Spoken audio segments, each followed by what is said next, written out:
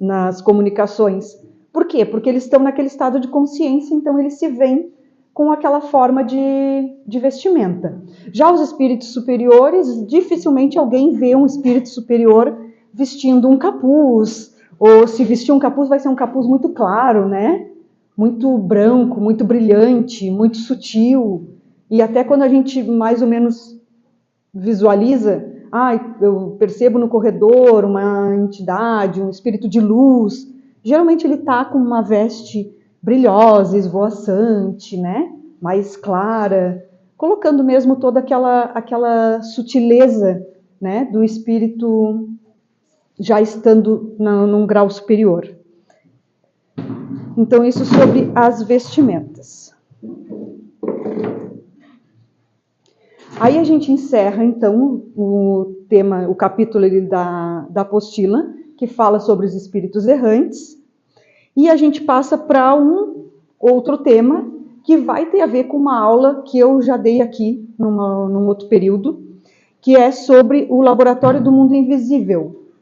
Eu não sei se quem já estava aqui lembra, eu falei sobre o tamanho do universo, sobre todo esse mundo que a gente não percebe, sobre toda a vida que existe nos outros planetas, né? Tudo, eu trouxe uma bola enorme, aí fiz aquele tamanho do Sol, da Terra e tal, fiz um quadro. E muito sobre o que é produzido no mundo invisível. Tem um pouco a ver com as comunidades do plano extrafísico, que é o capítulo que a gente vai entrar agora. Então, lá naquele mundo invisível, falava sobre o laboratório, né? Era o que poderia ser produzido com os fluidos que existem, como que pode se manipular e criar, como os carros, as cidades, a natureza, remédios, né?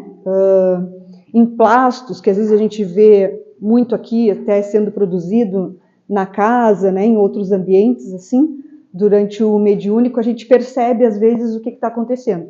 Então, tinha a ver com toda essa parte. E aí, agora, a gente entrando, então, na comunidade do plano extrafísico, continuamos no primeiro programa, né? Mas aí é o módulo 4 e o tema 3. Então, a gente vai falar sobre essas comunidades do plano extrafísico. Antes da gente começar até a falar, eu queria ler uma parte. Hoje eu trouxe o óculos, porque eu ando com alguns problemas. Pós-40, né? Fica meio complicado.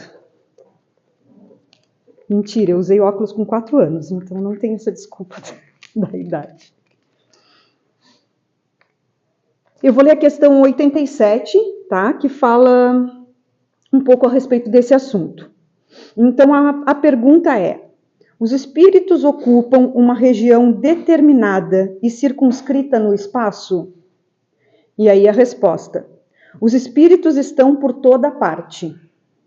Povoam infinitamente os espaços infinitos. Estão sempre ao vosso lado, observando e agindo sobre vós sem o perceberdes. Porque os espíritos são uma das forças da natureza e instrumentos de que Deus se serve para a realização de seus desígnios providenciais.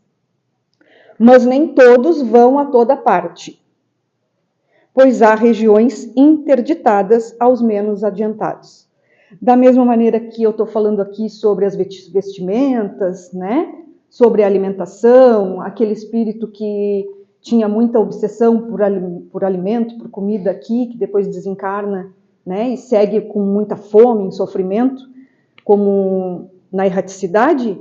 A mesma coisa quando eles estão por comunidades. Eles não podem estar em todos os lugares, alguns não é permitido, mas eles povoam toda parte. Então, já está lá no Livro dos Espíritos. Falei que nem o Gustavo Espiritismo, não sei que alguém segue aqui o Gustavo Espiritismo. Ele sempre fala alguma coisa e ele diz, está lá no Mundo dos Espíritos. Quem não segue, segue porque é bem legal e divertido. A gente vê o que ele fala de um assunto bem sério, é @Gustavo Espiritismo. Ele fala de um assunto bem sério sobre a doutrina, assim, então às vezes ele entra num assunto polêmico sobre agora a queda do balão que teve, tudo. Então ele comenta tudo, mas tudo baseado no Livro dos Espíritos. Só que ele faz uma abordagem mais dinâmica e é menos, não é pesada que eu quero dizer, é mais lúdica, assim, sabe? E aí fica divertido a gente ficar assistindo aquilo para também comparar. Mas ele sempre diz, não fui eu que falei, tá lá no Livro dos Espíritos. E agora eu peguei e falei a frase dele de tanto ouvir ele falar lá no Instagram. Aí depois segue, tem um capítulo Mundos Transitórios. Questão 234. Como ficou, a pergunta, tá? Pergunta 234. Como ficou dito, existem mundos que servem aos espíritos errantes como estações e locais de repouso? Aí a resposta. Sim, há mundos particularmente destinados aos seres errantes, e nos quais podem habitar temporariamente. Espécies de acampamentos, de campos para se repousar, de uma muito longa erraticidade, estado sempre um pouco penoso. São posições intermediárias entre os outros mundos, graduados de acordo com a natureza dos espíritos, que podem alcançá-los e nele gozam de um bem-estar maior ou menor. Então tem várias questões, ali era o Livro dos Espíritos, tem no Céu e Inferno, tem na Gênese, tem no Livro dos Médiuns também, então em vários locais fala sobre esses mundos, essas comunidades extrafísicas, né? E no Evangelho segundo o Espiritismo, tem o capítulo 3, que o título é Há muitas moradas na casa de meu pai. Então, diz, no item 2, a casa do pai é o universo. As diferentes moradas são os mundos que circulam no espaço infinito e oferecem aos espíritos encarnados moradas apropriadas ao seu atendimento. Eu acho que aqui não seria encarnados, né? Encarnados? Depois diz, né? Independentemente da diversidade dos mundos, essas palavras podem também... Não cai na internet.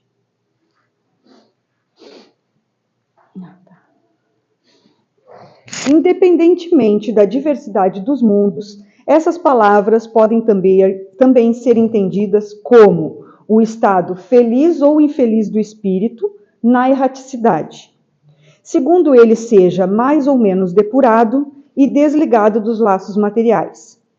O meio em que se encontra, o aspecto das coisas, as sensações que experimenta, as percepções que possui, variam ao infinito. Enquanto que uns não podem se distanciar da esfera em que viveram, outros se elevam e percorrem o espaço e os mundos. Enquanto certos espíritos culpados erram nas trevas, os felizes gozam de uma claridade resplandecente e do sublime espetáculo do infinito. Enquanto, enfim, que o mal, atormentado de remorsos e de lamentações, frequentemente só, sem consolação, separados dos objetos de sua afeição, geme sob o constrangimento dos sofrimentos morais. O justo, reunido àqueles que ama, goza das doçuras de uma indizível felicidade. Lá também há, pois, várias moradas, embora não sejam nem circunscritas nem localizadas. E vamos deixar bem claro que o dizer ali, né, que uns sofrem, outros vivem maravilhosamente felizes e bem, está sempre condicionado ao estado de cada um de nós, de cada um dos espíritos que estão vivendo lá, né? Não é, lendo assim, às vezes parece meio forçoso, como estão lá naquele castigo vivendo assim. É a escolha de cada um, é o resultado do uso do livre-arbítrio que teve por aqui, né? E além do nosso passado, que a gente sabe que às vezes é bem longo. Deixa eu botar aqui como apresentação agora, que aí já dá para... Ai, tô clicando. Canhota, né?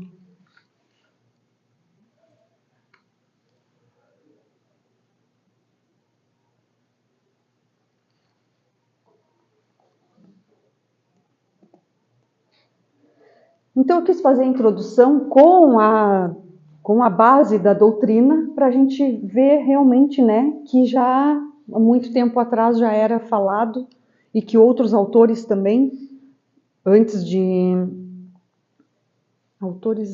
outros filósofos também citavam, né, não dentro da doutrina, antes da codificação, mas que já se falava sobre esses mundos espirituais, né? Não tinham esse nome, né, porque não tinha ainda nem mediunidade, nem médium, nem nada, mas já era comentado. Então, a introdução na apostila, ela diz que com a morte do corpo físico, o espírito passa a viver em outra dimensão da vida, associando-se aos que lhe são afins, em estado de felicidade ou de infelicidade, conforme a consequência dos atos cometidos na existência que ora finda. Então, realmente, né, é uma nova dimensão da perspectiva daqui que a gente está, como encarnados, para o mundo espiritual. Então, persiste a afinidade e a sintonia, como a gente já vem falando. Então, o que a gente fala de dimensão, né? A dimensão, ela tem os seus diversos significados. E quando a gente está aqui, está explicando para vocês, eu coloquei ali só 2 imagenzinhas para a gente saber que uma está relacionada aos corpos espirituais e a outra está relacionada a algo muito nítido, né? É como ver esse banco e saber que ele tem um encosto, que ele tem um assento, que tem uma profundidade, que tem uma altura, tudo isso. Então, essas seriam as dimensões que a gente está acostumado aqui na forma física. E na forma espiritual, da mesma maneira, a gente tem essas outras dimensões também. Então, a gente precisa de algo para a gente, daqui fisicamente, encarnados, né, para a gente ter uma referência, como se fosse um ponto de referência. Então, é o que é perceptível aos nossos olhos, né? Vendo ali as 3 formas, no caso dos desenhos, a gente consegue perceber a diferença entre eles, né? Um ali está só no palitinho, então o que é aquilo? É uma dimensão só. Só tem aquele palitinho ali, né? Geralmente, acho que a maioria desenha o bonequinho assim, né? Mais rápido, mais fácil, mais simples, e pronto. E aí depois tem o quê? Já tem uma outra dimensão. Ali no meio, a gente já tem um outro bonequinho. Ele já está mais cheinho, né? Ele já tem um preenchimento, ele já tem outra visão. Então, já tem mais uma dimensão para dar no nosso olhar. E depois o terceiro bonequinho, que aí já está completinho. É como a gente ter, por exemplo... Deixa eu ver... Não trouxe nada aqui. Mas, por exemplo, essa folha aqui, se eu mostrar para vocês aqui, ela é um retângulo, né? Mas vamos supor que ela fosse quadrada, porque vai ficar mais fácil de explicar, senão eu não vou ter uma outra referência. Pode ser que eu quero usar o quadrado. Então, no caso, assim, né? Para dizer o cubo, que é diferente. E é o que a gente tinha aqui na outra imagem, né? Então, se a gente vê essa face aqui, a gente tem só a dimensão da frente da folha, né? E quando a gente olha ali, aquele cubo ele já está com outra dimensão, né? Ele já tem uma profundidade, uma largura. Então, essas dimensões que a gente está acostumado aqui a ver e a ser palpável, porque a gente precisa de referências. A gente aqui tem referência para muita coisa, né? Às vezes até a nossa referência no tempo a gente se perde um pouco. Então, a gente precisa de tempo para fazer tudo. Até da hora do relógio para a gente poder fazer. Então, essa dimensão é a que é perceptível aos nossos olhos, como o exemplo aqui do bonequinho. Quando a gente desenha de um jeito, né? Ou como a gente desenha ele mais completinho, assim. Aí ele vai ficando mais cheinho, nos dá mais dimensão. Essa dimensão é porque a gente precisa de referência e ela está ligada aos nossos sentidos físicos. O tocar, o olhar, o ouvir, o sentir, o saborear, sentir o paladar, né? Então, ela está relacionada aos nossos sentidos físicos. Seria a dimensão do plano físico. E depois, a gente tem também essa dimensão do sensorial, que são as nossas sensações, que são coisas que a gente não precisa tocar, não precisa ter um som para a gente ouvir, né? E poder compreender. Então, tem a dimensão da parte sensorial, que é essa que está ligada às comunidades extrafísicas, ao plano espiritual. Porque a gente também precisa de referência. E aqui a gente vive debatendo essas referências. Entre nós aqui surgem questões, surgem dúvidas.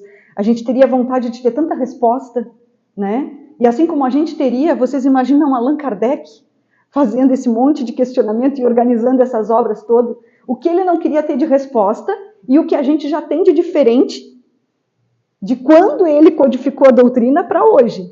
O quanto a gente já tem de coisa diferente. E a gente precisa de referência. A gente precisa ler o livro, a gente precisa ter uma instrução. Mas e se fizer isso? Mas e se acontecer aquilo? Né? Então a gente está sempre buscando algo para ficar ali na nossa zona de não, eu só... Tá, agora eu já sei, porque alguém me disse que tem isso. Quando a gente diz até que é muito vago, que é muito...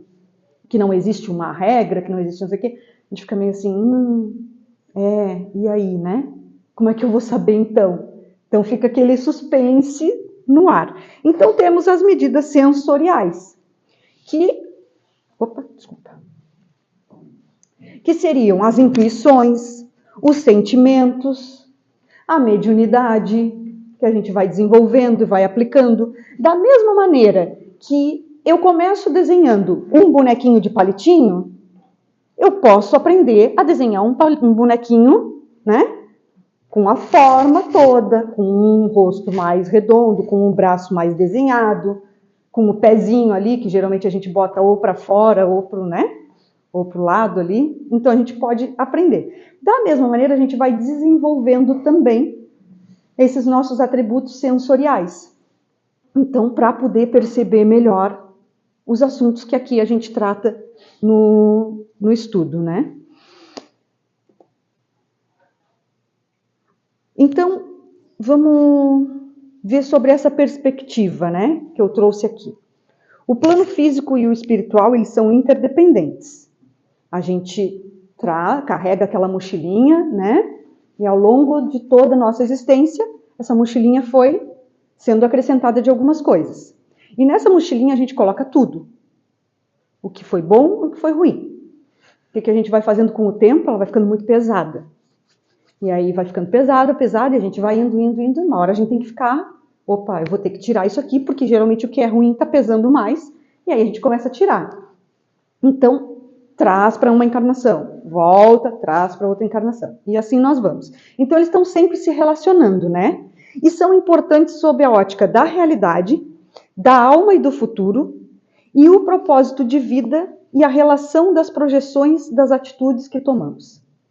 Então, essa ligação está sempre relacionada com as atitudes que a gente toma, com as relações que a gente projeta aqui para essa realidade que estamos vivendo nesse momento, como os planos que nós fazemos e o que realmente colocamos em prática aqui, e depois nós voltamos lá e nos deparamos com o que deu certo, o que não deu certo, o que a gente vai precisar refazer, o que não vai. Isso tudo gera o quê? Gera aquilo ali, ó. Quem sou? E aí aquele quem sou que tá azul ali, essa é a nossa percepção hoje, tá? Aquele quem sou que tá azul ali é o que eu sou, é o que eu sou, de verdade, o que eu tô vendo. Que na verdade é só uma ilusão. Então, na verdade, ele tá ali, pequenininho, né? Como uma ilusão. Depois, quem eu penso que sou? Aí, para esse, eu dou a maior importância. Aí ele toma conta dali, porque eu penso que eu sou já um ser iluminado, né? E que ao desencarnar eu vou para onde? Nosso lar? Que nosso lar, gente? Eu já vou direto. Então, essa é a realidade que a gente ponta, né? Que a gente faz ali. Quem eu penso que eu sou. E ainda tem aquelas outras perspectivas ali. O que os outros esperam que eu seja. Porque a gente sempre faz aquele pequeno julgamentozinho assim, né? Faz assim que tu vai ver que vai dar certo. Ó, se tu fizer como eu faço, olha como minha vida é boa, feliz, perfeita. Faz como eu faço que tu vai ver que a tua vida vai melhorar. E aí a gente não fica contabilizando que a medida que é para a gente não é para o outro. Da mesma maneira que a gente está olhando para a vida do outro, está dizendo, isso não te serve, quer dizer que não me serve também, né? Mas talvez o que a gente precise também não é o que é necessário para a gente, mas a gente está lá vivendo. Então a gente tem essas perspectivas ali e é assim que a gente vê. O que sobressai é a realidade ali de quem eu penso que sou. Depois a gente vai destrinchar melhor isso. Aí os trechos da apostila que tem a respeito do Emmanuel. Então, aprendendo com o Emmanuel. O reino da vida, além da morte, não é domicílio do milagre. Alguém comenta? Alguém reflete? Tu, Mari? A Mari levantou para falar. Fugiu. Por que o reino da vida, além da morte, não é domicílio do milagre? Porque realmente, quando a gente desencarnar, não vai desencantar e dar um salto esplendoroso, né? Como a gente gostaria que fosse. A gente realmente vai cair sempre naquela afinidade, na consciência, em relação à alimentação, à vestimenta, ao local que a gente vai, com quem a gente vai, o que a gente vai ficar. Então, realmente é assim. A alma continua na posição evolutiva em que se encontra. Então, se aqui nós estamos em determinado estágio, é aqui que a gente vai colocar em prática e aprimorar para chegar nessa comunidade do plano extrafísico de uma forma melhor. Cada inteligência apenas consegue alcançar a periferia do círculo de valores e imagens das quais se faz o centro gerador. Então, na periferia, né, como a gente sempre vê na cidade ali, as periferias, são as bordas, né, o que está lá na volta. Então, a gente, no máximo que vai acontecer é de estar aqui, do que a gente está gerando, a gente, no máximo, vai chegar na periferia do que a gente alcança. A gente não vai muito além disso. Não adianta eu querer fazer algo diferente do que eu ainda estou acostumada. Isso não quer dizer que seja um processo estagnado. É evolutivo. Então, se é evolutivo, né, ela continua na posição evolutiva em que se encontra. Mas ela vai ainda ter a possibilidade de progredir. Mas, nesse momento, tudo que eu alcanço é fazer o que eu tenho que fazer aqui. E eu vou dar um exemplo para vocês, que outro dia eu ainda falei acho que foi pro NASA que eu falei, né? A gente saiu conversando daqui, eu peguei e disse para ele, tem gente que chega, fala assim, e eu gosto de ter o slide, até por uma questão de concentração, né? Eu me desconcentro muito fácil, então a Mari passa aqui, eu quase vou no banheiro com ela, entendeu? Mas isso é algo muito meu, assim. E se eu estou lendo alguma coisa e alguém faz uma coisa, eu vou junto. Então, é uma coisa muito pessoal. É um exemplo prático, né, do meu dia a dia. Com certeza vocês têm algum exemplo de que, nesse momento, nesse centro, e aí o NASA pegou e disse, é que cada um tem um jeito, né? Tem gente que tem mais facilidade de ler, tem outros que precisam, tem outros que leem o que escrevem, né, para depois ler. Então, cada um tem o seu jeito de... E esse é o meu centro gerador, entendeu? Eu gosto de ter o slide para vocês fixarem, porque eu acho que é importante isso, mas eu também preciso do slide. Agora eu não estava dando a internet, e eu... vai na mão de Deus, entendeu? Vou fazer e pronto. Mas, para mim, me faz falta. E aí, também acho didaticamente legal para vocês fixarem isso tudo. Mas é o meu centro gerador e eu tenho que me pôr nesse local de que eu posso desenvolver essa habilidade. Não é que um dia eu não vou chegar aqui, ler um livro e comentar ele, mas nesse momento eu preciso... Então, esse é um exemplo prático de que eu só posso ir até onde eu posso. E às vezes a gente não entende muito bem isso, que é fazer um pouquinho mais, né? Aí quando faz um pouquinho mais, faz tudo errado. Então... deixa assim. Vamos lá, seguindo com mais um. Ninguém pode viver em situação que ainda não concebe. Então tem, né, a ver com o que estava escrito antes ali. 5. Dentro da nossa capacidade de autoprojeção, erguem-se os nossos limites. Exatamente como? Do centro gerador, eu só posso ir até determinado ponto, né? Cada ser apenas atinge a vida até onde possa chegar a onda do pensamento que lhe é próprio. Então, só seguindo no mesmo andamento. Então, a residência da alma permanece situada no manancial dos seus próprios pensamentos. Então, a gente vai estar sempre ligado a que a gente está naquele momento, né, de transição, de evolução, mas nunca muito além disso.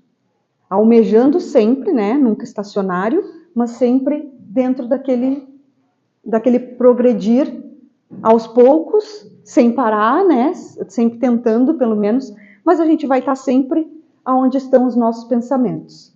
Por isso que quando a gente começou esse tema lá, que a gente foi falar do desencarne, a gente ainda comentou bastante, né? Como é que seria se eu fosse desencarnar? Cada um tem uma percepção, cada um tem um pensamento do que vai acontecer. Então depende muito dos nossos pensamentos e a gente está trabalhando ao longo de todo esse capítulo. Ao mesmo tempo que a gente descobre algumas coisas, a gente também faz a reflexão, porque tudo que vocês viram ali, que são textos que eu tiro do Evangelho, tiro do Livro dos Espíritos, tiro da apostila de um outro livro que tem na apostila, voltei, agora não vou lembrar de cabeça todos eles, mas tem vários ali.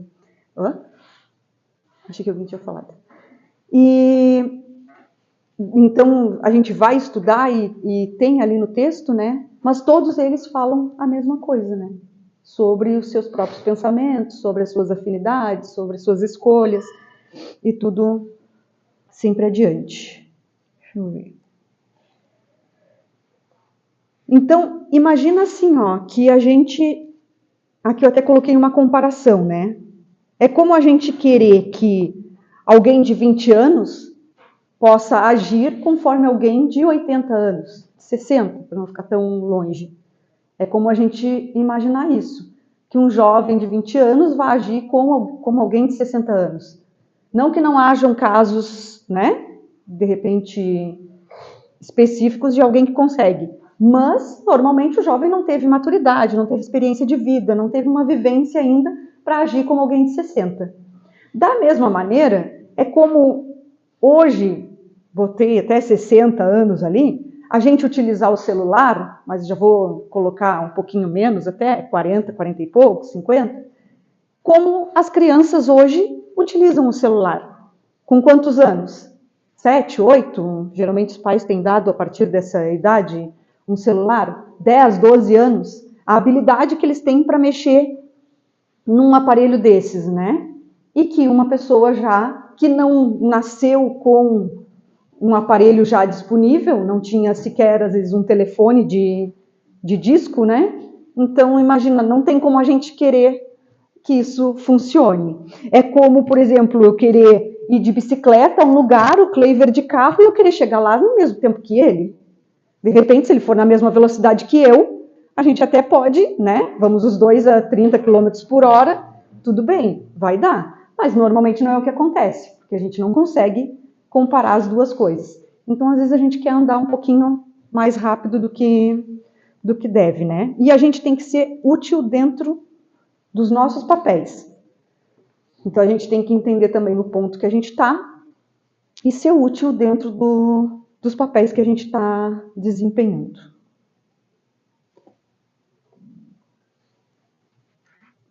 Saiu.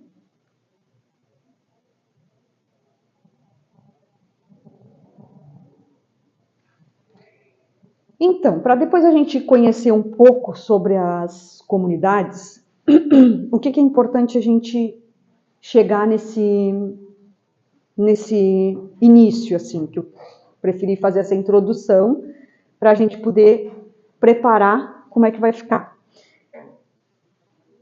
A gente tem que mudar aquele resultado que estava lá atrás, onde o quem eu penso que sou era a nossa maior concentração de pensamento do que quem realmente eu sou. Então a gente tem que mudar para a nossa realidade o realmente quem sou, fazendo esse trabalho de se autoavaliar, tentar se compreender, tentar se educar no pensamento. É bem trabalhoso, né? Todo mundo aqui passa pela mesma experiência. Como eu falei, uns estão de bicicleta, outros estão de carro, né? Outros já estão mais aceleradinhos, mas está todo mundo na mesma experiência, está todo mundo passando aqui por uma experimentação. Então, a gente tem que valorizar essa parte do quem sou de verdade.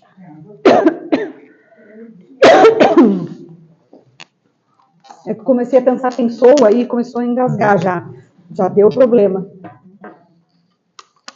Tu ri, é. Ele ri, depois ele vai lá me puxar a orelha. É. Mas é pro meu bem.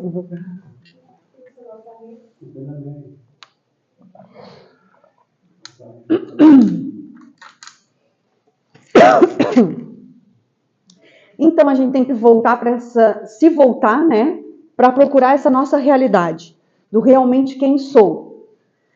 Porque quando a gente começa a descobrir depois o plano extrafísico, as comunidades, a gente começa a meio que assustar de repente. Então, para evitar isso, a gente ainda tem muito tempo para ir daqui para diante descobrindo esse quem sou. O quem eu penso que sou, ele é importante, né? Porque muitas vezes o pensar em ser alguma coisa te motiva, se tu descobrir que tu não é bem assim, te motiva a quê, né? Então eu vou pegar esse caminho. Se eu já pensava que eu era e se eu estava achando que era bom, eu não vou desistir, né? Eu descobri ali atrás que não é bem assim, mas eu vou buscar isso. Então, sempre tenha essa motivação, sempre tenha um incentivo para você poder descobrir de verdade aquele quem sou que está lá no fundo e modelar ele para ficar como era a sua expectativa, que é o que realmente a gente pensa ali que é. Então é sempre importante a gente ficar pensando, né? É o reconhecer-se.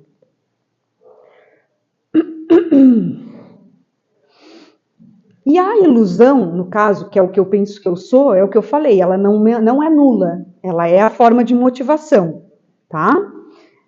A ilusão, por exemplo, de ser empático, eu coloquei ali. Coloque a empatia em prática. Né? Eu sou uma pessoa muito empática, mas aí de repente eu comecei a refletir ali e não é tão fácil assim colocar-se no lugar do outro, estar no lugar do outro. Como é? Então a gente consegue modelar isso, modificar e tentar realizar essa parte. Não querendo, vou me colocar no lugar do outro. Não. Realmente te coloca no teu lugar e como tu pode auxiliar o outro. Acho que é mais importante. Porque o estar no lugar do outro não dá. Foi como eu falei, as pessoas têm uma perspectiva para ti, mas não é a que te cabe. Então fica onde tu tá e procura ajudar o outro da forma que tu puder. A ilusão de ser caridoso. Muitas vezes a gente tem uma ilusão de que a caridade é algo muito simples, muito... tirei meu casaco porque o rapaz ali estava com frio. Aí depois saio lá. Nem sabe o que eu fiz agora. Tá sem casaco? Tô, pobrezinho. Tava lá com frio. Tirei meu casaco, dei para ele. E aí tá lá levantando um troféu porque fez uma caridade. E muitas vezes as pessoas estão fora do centro, estão fora da igreja, estão fora de qualquer ação e estão sendo muito mais caridosas do que você doar uma roupa velha, estragada, rasgada para alguém. Tem gente aí com esse frio, que a gente agora volta para casa tudo quentinho, né? Que está fazendo sopa. E que vai sair para a rua na madrugada para distribuir sopa para as pessoas na rua. E a gente vai estar onde? Cobertorzinho até a orelha, né? Cada um no seu tempo. Eu não estou dizendo aqui, saiam daqui, façam sopa nas suas casas e saiam entregar, por favor. Mas eu estou dando um exemplo só de que tem muita gente que faz essa sopa e não tem religião. E não frequenta uma doutrina. Mas essa pessoa já descobriu nela uma essência do que ela quer. Ela está salva? Não sei, porque eu não sei o resto dela. E a periferia lá? Né? Esse é um centro gerador do que ela está fazendo. Mas e a periferia dela? Sabe-se lá? Sabe-se lá o que ela está enterrando lá dentro, né? Por trás disso? Também não se sabe. Então, olha o tanto de questionamento de que a gente, quando diz aqui que não se tem certeza de nada, não se pode afirmar tanta coisa, se não baseado no que a gente tem como instrumento, não adianta a gente pegar e falar. Então, eu não estou dizendo que quem vai para casa dormir com seu cobertorzinho, por favor, né? Não é caridoso, não pode ser bom, não pode estar aqui, afinal estamos todos aqui com frio e viemos, né? E também não estou dizendo que a pessoa que faz sopa, que não está na religião, também está salva, está perfeita. Né? Então a gente tem que sempre ficar medindo tudo. A parte do quem os outros esperam que eu seja, será que ela pode mesmo ser completamente desprezada? Quem é o outro? É alguém que te ama muito e que quer o teu bem? E será que essa pessoa não está ali com algum propósito de realmente refletir em ti alguma coisa para a tua mudança? Para que quando a gente passe lá no outro slide, a gente perceba aonde vai chegar? Agora, quem é o outro? É o outro que não acrescenta alguma coisa de produtiva na tua vida, na tua rotina. É simplesmente alguém que julga, que está simplesmente, né, te dizendo alguma coisa, porque ele tem aquele quem eu penso que sou 90% ali, e aí ele tem aquele quem eu penso que sou, eu sou o perfeito. Então, se você for como eu, você também é perfeito. Então, a gente tem que avaliar quem é esse outro. Eu não sei se vocês percebem, mas é como se a gente tivesse o tempo todo com uma linha muito fina, assim, né, para cruzar, e a gente não pode cair dela. E aí a gente tá indo. E aí a gente tá indo. E de vez em quando a gente, para que lado eu vou? É o tempo todo assim. Se vocês forem olhar sobre tudo que eu tô falando, é o tempo todo assim. Porque só só descobrir quem eu sou, também não está me fazendo olhar ao redor do que está acontecendo. Na verdade, o olhar ao redor, o olhar para mim, o olhar para o que pretendo, esse é o total. Então, a gente tem que estar olhando sempre na totalidade. Por mais que a gente divida, né, num quadro, assim, num gráfico, para a gente ver, tudo ali é importante. Por isso que nenhum deles foi zerado. Eu poderia tirar dali, né? Colocar 0, e aí o que os outros esperam que eu seja, que são as expectativas que alguém cria sobre nós, e tá 0, porque o que me importa a opinião do outro? Não é propriamente a opinião do outro, mas é o exemplo, às vezes, que aquele outro pode te dar e que pode te ajudar. O que importa, então, o que eu penso que eu sou? Tem alguma importância. De alguma maneira, tu chegou aonde chegou pensando que tu era assim. E talvez nem tudo esteja perdido. Eu tenho certeza que nenhum de nós aqui que pensa que é, de alguma forma, tá tudo totalmente perdido. Né? Porque a gente já vem caminhando há quanto tempo? Então não tá tudo perdido. A gente tem como aproveitar aquilo tudo ali, né? 10 minutos. Tá. Alguém quer falar alguma coisa? Tô falando demais hoje. É para não ficar com frio aí. Pois é. Sozinho atrás, lá no fundo, não fala nada. Eu ia fazer uma dinâmica do polichinelo, já ouviu falar? Na dinâmica do polichinelo, Mary? Só um pouquinho. Ou pessoa começar aqui atrás.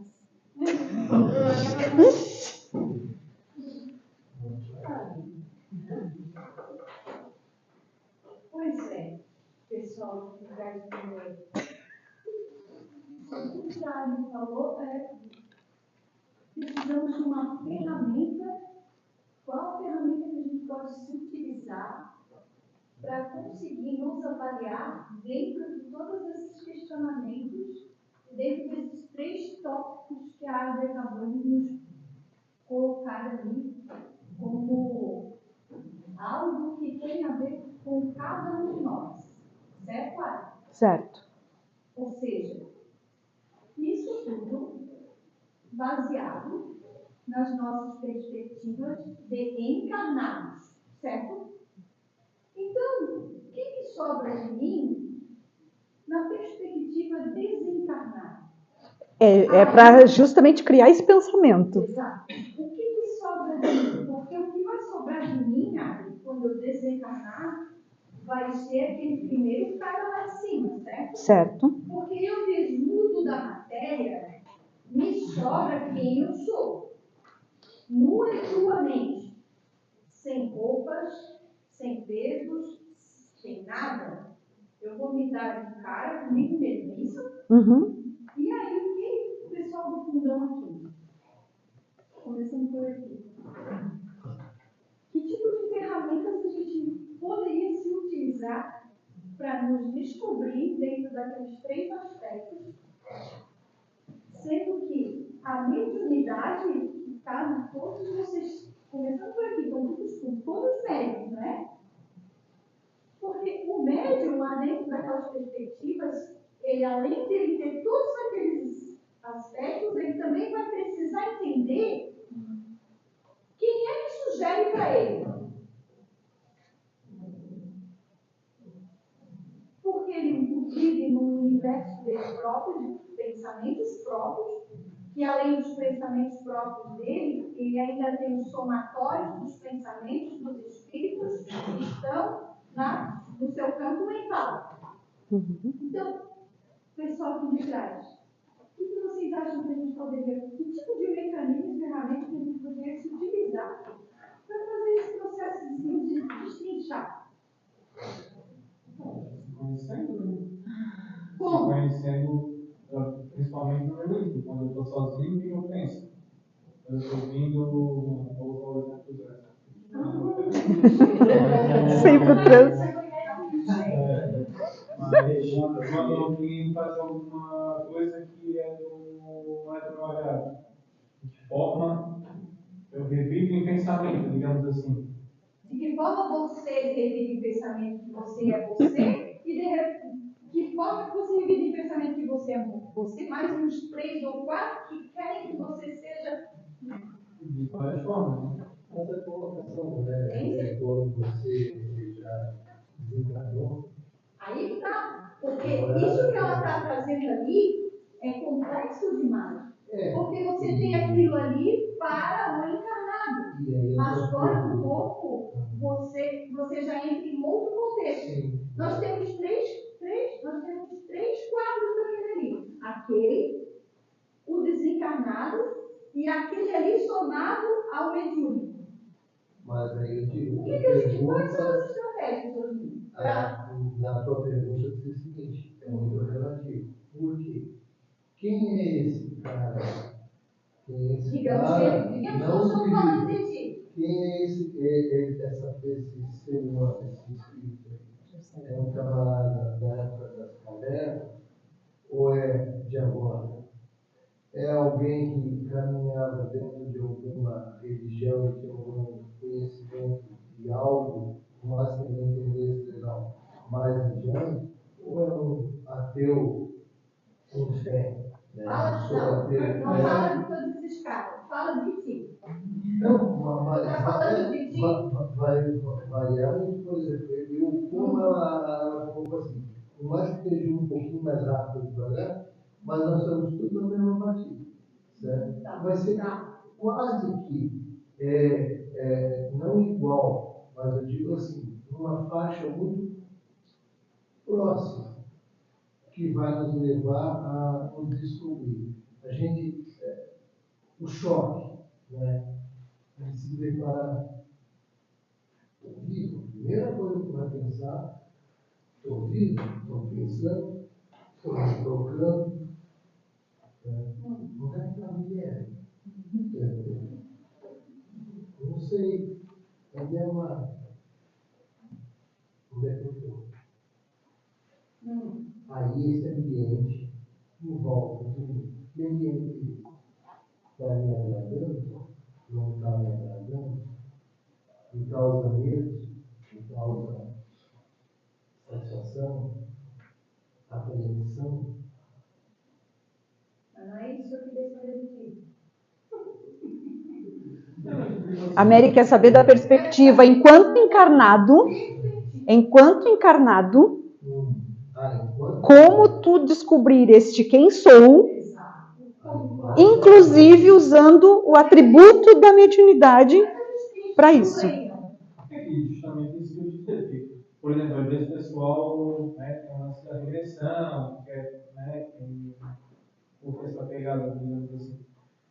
E eu vejo hoje que uma das melhores formas de eu saber quem eu fui em vidas passadas é as minhas más tendências, principalmente da vida atual.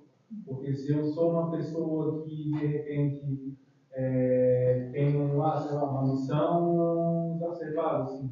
Então, de repente, lá atrás, eu tenho que ver pelas más tendências, né? Vamos dizer, as vicissitudes.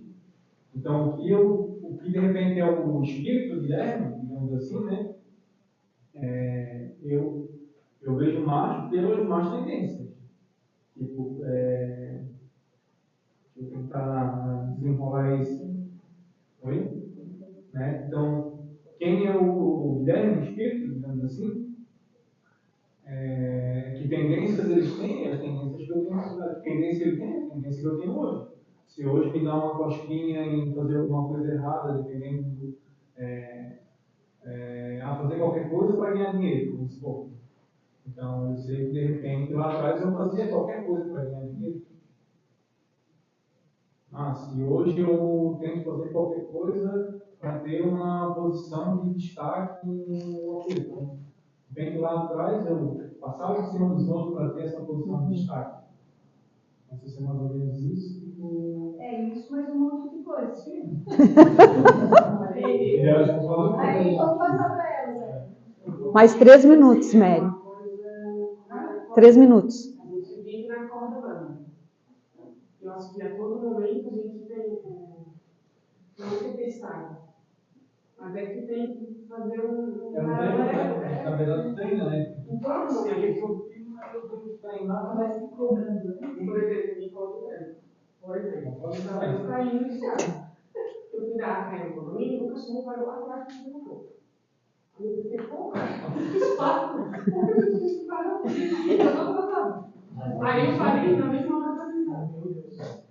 Por que eu estou falando isso? Por que não está isso aí? Então, Aconteceu uma coisa depois, ele estava te segurando. A partir do momento que acontece as coisas e no mesmo instante tu já começa a perceber a falha e procurar melhorar, já é um.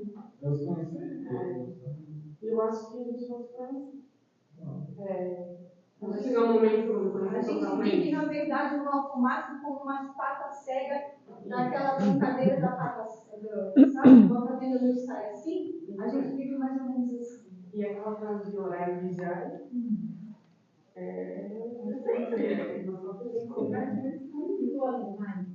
A imagem mais subjetiva perguntou ferramentas, né? Então, eu sou bem eu vejo que hoje, como encarnada, na vida real, eu vejo que a terapia tem me ajudado. Eu gosto muito de saber como eu vou me ver, né? Para me ajudar a voltar para o meu eixo, voltar para a minha essência e eu buscar ser uma pessoa melhor. Na terapia, eu faço há 4 anos. E aqui, no centro, assim, eu vejo que na pandemia eu me perdi, não consegui manter foco, eu me perdi. O negócio online, até eu chegar no online e eu estava fazendo perdida. Então, eu vejo que aqui me ajuda a não sair desse mundo, desse foco. Eu sei que esse é o caminho, mas eu tenho que estar ali. São tudo uma Bem ferramenta. ferramenta, A terapia e a casa espírita como nos auxiliar na parte espiritual. E colabora com a terapia na tua proposta de ser alguém melhor. E tu falou de que te ajuda muito o que o outro pensa de ti. Então, é bem interessante. É aquilo que eu falei, as expectativas que os outros geram na gente, né? Acabou o nosso tempo. Tinha uma dinâmica para fazer, não era do polichinelo, mas eu acho que, mas eu acho que foi bom e a gente pode continuar mais uma aula. Vai fazer todo mundo falar? Mas todo mundo venha na aula que vem, né? Por favor. Eu posso pular atrás. E pode sentar no mesmo lugar, que aí, né? Aula que vem vai estar todo mundo aqui na frente. Você quer que eu odeie? Meu sonho é ser o segundo ano da frente. Eu posso fazer uma pergunta? Não é muito tempo, mas uma coisa que aconteceu Bem rapidinho. hoje, várias vezes. Explica a física, né? Quando tu toca numa pessoa, o interesse das três é choque muito. Ah, choque elétrico mesmo? Aquele que dói o dedinho? Aqui, ó. É física. Esse choquezinho é física. Eu tomo no carro, eu tomo em qualquer coisa. Foi bem diferente. E aí, eu fui ajudar ele foi muito engraçado. Mas não é propriamente mediúnico, né? É a eletricidade que a lã faz, que... E a mulher também.